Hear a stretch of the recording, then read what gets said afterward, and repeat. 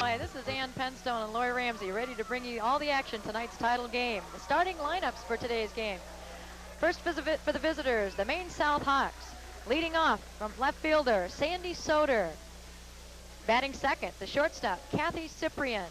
Batting third and playing third base, Cheryl Roma. The cleanup hitter in right field, Kim Kamaki. Batting fifth, the second baseman, Tracy Miner. The pitcher for tonight's game will be Meg Lovett. She's 20-3, and batting in the sixth spot for her, the DH, Chris Pugliani. Batting seventh, the catcher, freshman Jenny Smith. Batting eighth at first base, Denise Dorr. And the ninth batter in center field, Karen Walker. Coaches for the Hawks, assistant coaches Mike Dinas and Sally Zeiger. Head coach Don Kerr. For the home Moline Maroons, leading off and playing left field, Lisa Hausman. Batting second, the shortstop, Courtney Sigler. The third baseman will bat third, Stacy Paller. The cleanup hitter, the catcher, Lori Peaster. Batting fifth, the pitcher with a 16-0 record, Martha Wendt. Batting center fielder, Casey Myers. Batting seventh, the right fielder, Sue Smalley. The eighth batter and playing second base, Michelle Pollard. Playing first base will be Amy Larson, and the designated hitter for her will be Monica McLaughlin. Assistant coaches for the Maroons, Jack Wheeler and Dick Motter, and the head coach, Bob Seitz. The umpires for tonight's game, behind the plate, William Thompson. At first base, Willie Brown. At second base, Peter Glass. And at third base, John Bell. Well, Lori, there you see them on the mound. They're ready. Martha Wendt 16-0. Right, and I'm sure she'd like to end her senior year with a win and the state championship. Well, she had to pitch 11 innings today, but we talked about that a little bit earlier. We really won't know what a factor that will be until we see a couple of innings here. Well, she's been a strikeout pitcher for Moline. She had 10 in the first game against Pekin and 7 in the game today, 17 for the tournament. Well, here's Sandy Soder to lead it off for the Hawks. Foul ball popped up to the catcher and the put out. One down. Lori Peaster with that put out. Wendt is very much a rise ball pitcher, and against Pekin the other night she had a high ball umpire, and there's nothing a rise ball pitcher loves more. Kathy Cyprian, the shortstop. Check swing, looks, gonna check with the first base umpire. No, he says, ball one.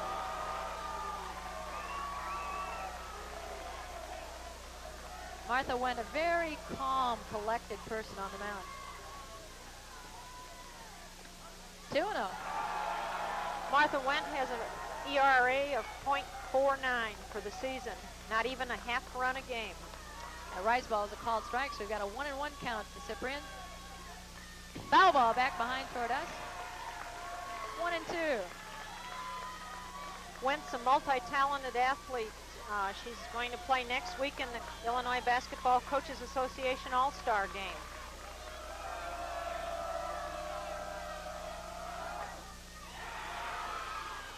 Oh! Great catch! There's the talented left side of the defense.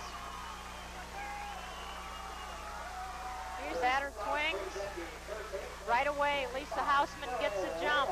Right away, makes a diving catch.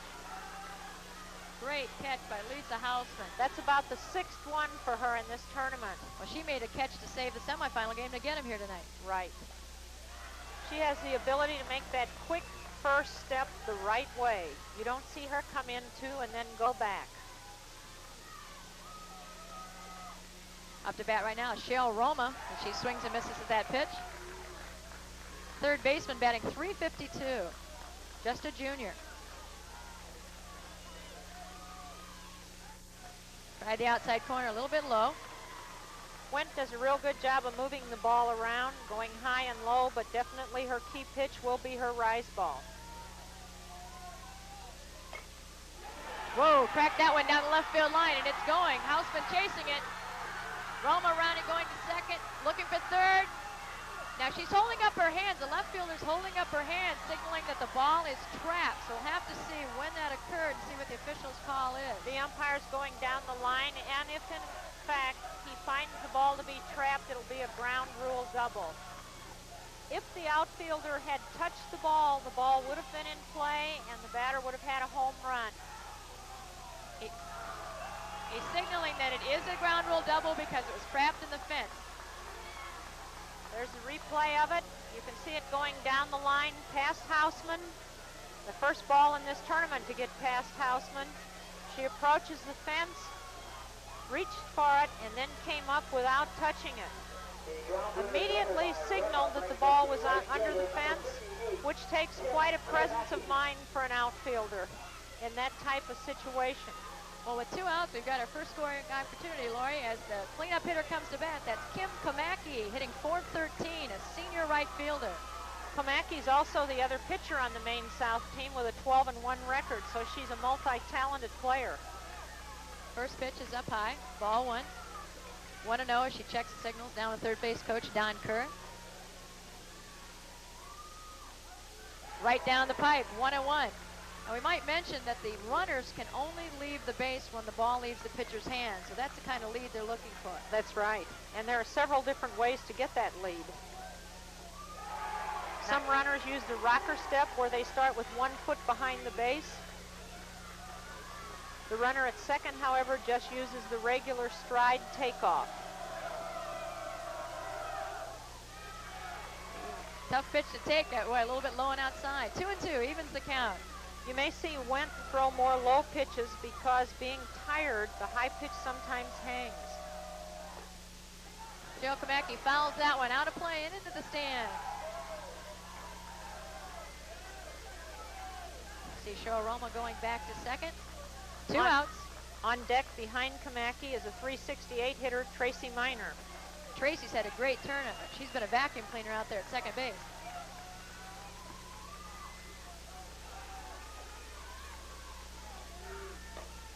Ground ball hits the second baseman, Pollard.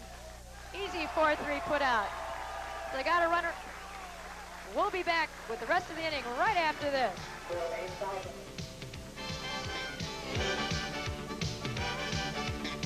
Championship AA game.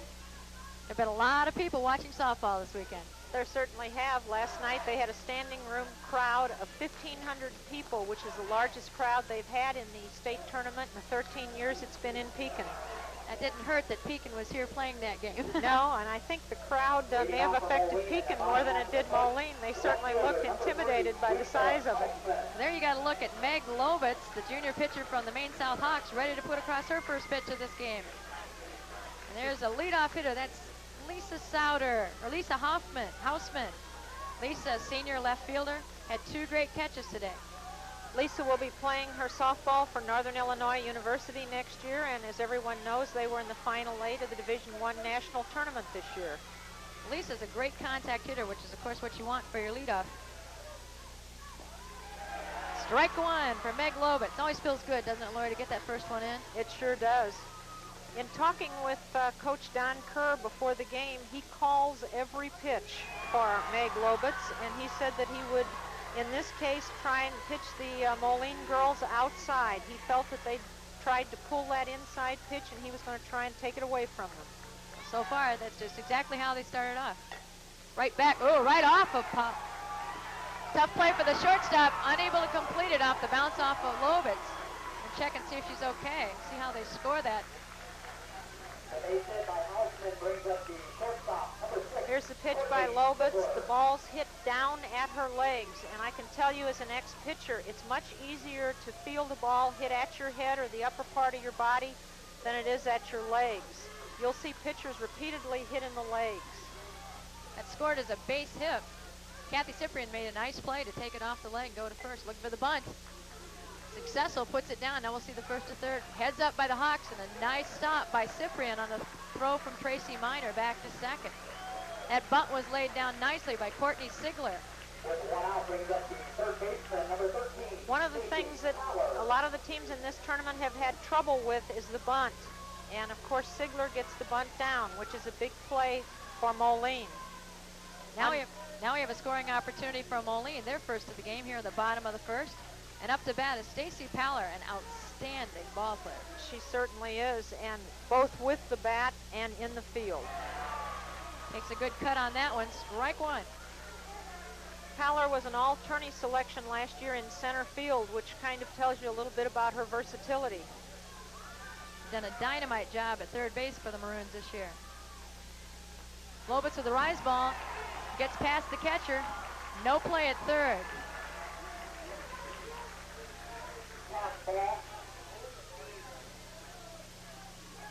Lobitz pitches. Smith really didn't get up quickly on that play. And Jenny Smith, of course, is the only freshman on either team, and that's a lot of pressure on a freshman catching a championship game. Pop fly, the shortstop, Cyprian, looks at the runner who fakes but doesn't go. Nice play by Cyprian. 2 outs as Paller flies out to the shortstop. As a former catcher, Lori, I know those rise balls sometimes deceive you and you don't get up high enough and you can't reach. You got to go up and get it. You know, one thing you work with as a coach with your catchers too is to keep their hips a little bit higher so they can get up quickly. Up to bat with a runner on third and 2 outs, Lori Peaster, batting .393, the junior catcher.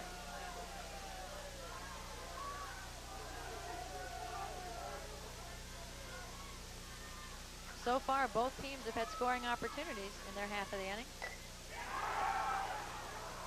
Rise play by the center fielder. So, 1 hit, but 3 outs, and we'll be back with inning number 2 right after this.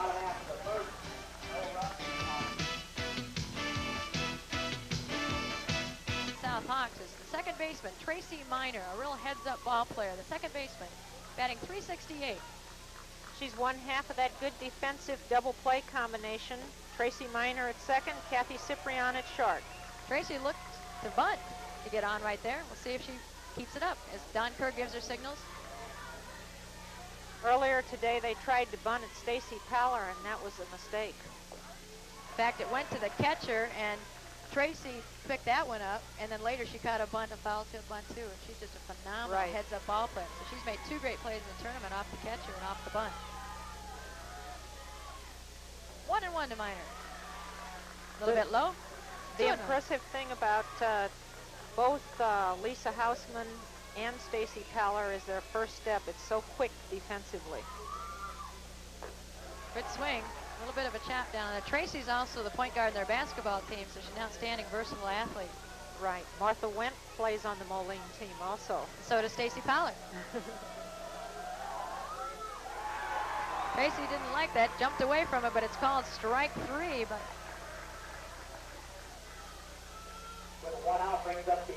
here's the pitch that Wendt throws, a rise ball on the inside corner, and she will play right with the margin there between being in and out of the strike zone. The first strikeout of the ball game.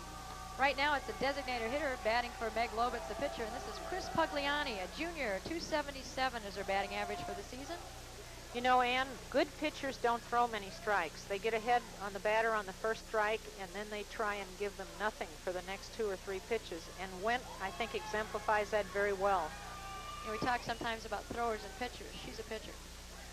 She's a pitcher, and Meg Lobitz is also a pitcher, although Meg looks like her control's not quite as sharp tonight as it was this afternoon. Now, Meg, of course, is kind of a converted pitcher. She's only been pitching for about 1.5 years, and she's doing a heck of a job for doing that. Martha comes in, called strike.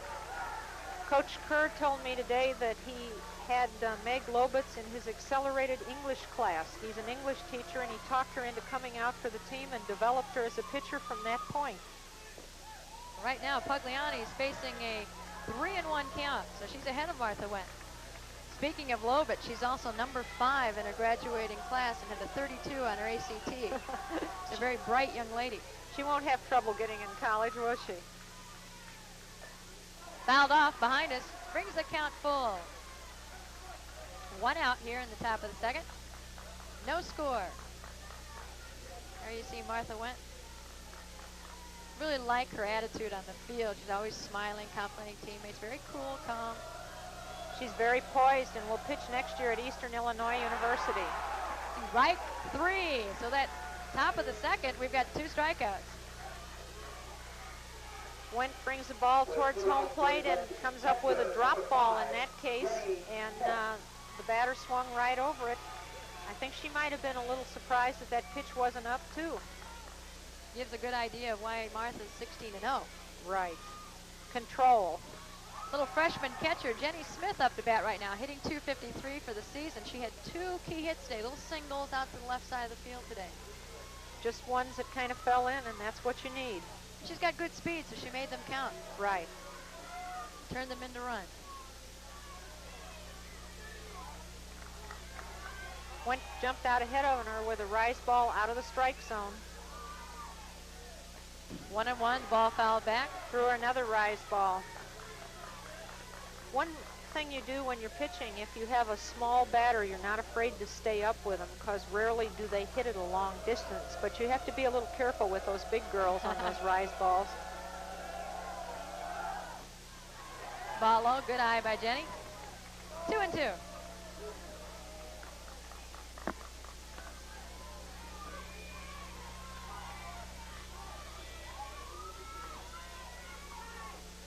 Good eye, 3-2. Sometimes, you know, a catcher often has a very good eye. She's so used to anticipating number one. She knows what the umpire's been calling. She's used to seeing pitches and releases constantly. Right, and I think your good pitchers don't fight the umpire. They learn the umpire's strike zone and go with it. Full count to Jenny. Fouled that one off, staying alive. Got to protect the plate there. Coach Don Kerr says a few encouraging words to Jenny. He's always on the move down there. See, his kids cannot fall asleep out there because he's giving signals every pitch, both offensively and defensively. Foul again. Martha having used a lot of pitches against the little freshman. Jenny's persistent, and she's taking a nice short swing, which is what every pitcher doesn't want to see in this situation. They'd like you to take a long swing. Protecting the plate here. Right back to Martha. And the 1-3 put out ends the inning with the score still tied at 0-0. We'll be back right after this.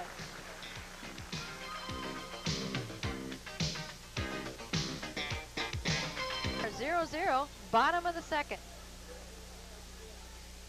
Martha Wentz about to be at bat, but there you see her counterpart, Meg Lovitz from Maine South. Laura, you mentioned at the end of the inning, we were talking about that put-out pitcher to first base, and Martha ran the ball first.